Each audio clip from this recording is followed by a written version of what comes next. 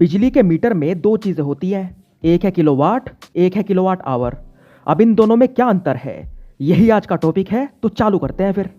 अब ये दोनों कुछ भी नहीं है, ये सिर्फ यूनिट्स हैं। यूनिट यानी कि इकाई।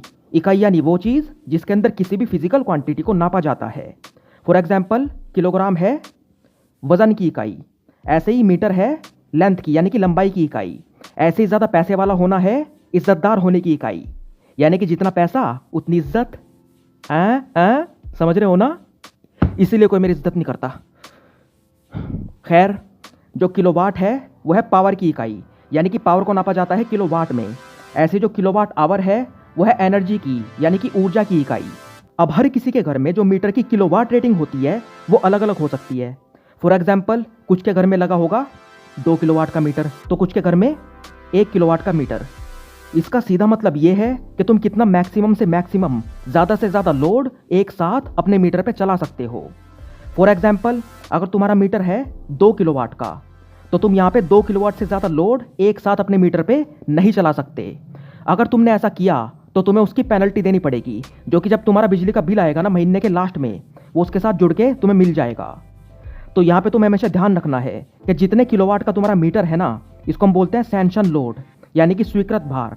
यानी कि इतना जो भार है, इतना जो लोड है, वो स्वीकार किया गया है सरकार द्वारा कि तुम इतना लोड अपने मीटर पे एक साथ चला सकते हो।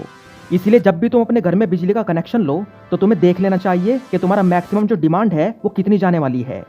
लेकिन यहाँ पे एक समस्या और है, अगर तुम अपने मीटर की जो किलोवाट रेटिंग है उसको बहुत ज़्यादा ले लेते हो सरकार से, तो उसकी तुम्हें अलग से जो है बिल तुम्हारा बढ़ के आएगा।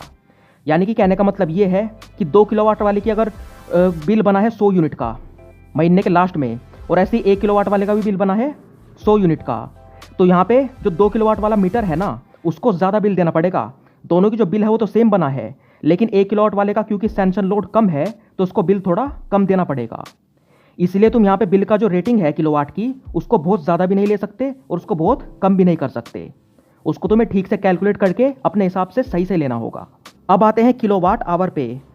तो ये भी कुछ नहीं है, तुमने पूरे महीने कितनी इलेक्ट्रिकल एनर्जी का यूज़ किया है, कितनी ऊर्जा की खपत की है, ये सिर्फ उसकी रेटिंग है, और इसी के हिसाब से तुम्हें जो है बिल देना पड़ेगा, बिल चुकाना पड़ेगा। अब ये जो है पूरी तरह से तुम्हारे हाथ में है भाई। जितनी देर पंखा, एसी, टीवी, कूलर चलाओगे उतनी ज़्यादा तुम्हारे किलोवाट आवर रेटिंग बढ़ती जाएगी। यहाँ पे एक बात और बता दूँ, किलोवाट रेटिंग का और किलोवाट आवर रेटिंग का ऐसा कोई भी संबंध नहीं है।